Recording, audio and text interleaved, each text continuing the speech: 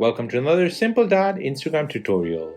In this video, I'll show you how to get the crying filter on Instagram, also known as a sad face filter.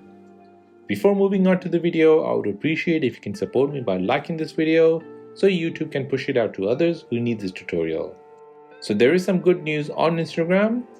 Instagram have now introduced the crying filter on their app, and you can use it on stories and reels. For those people who cannot use the Snapchat crying filter or who can't find it, they can now go to Instagram and use this filter. So let me show you how to get this filter on Instagram stories first.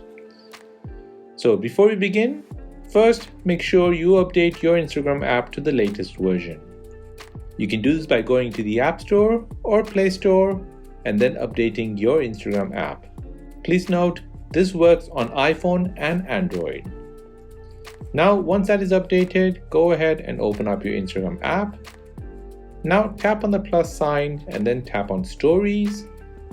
At the bottom where all the filters are, swipe left to get to the search icon.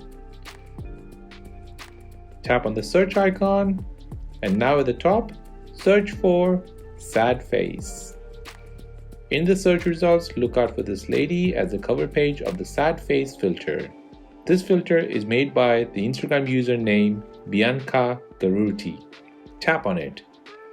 Now tap on download to save it to your Instagram filter library.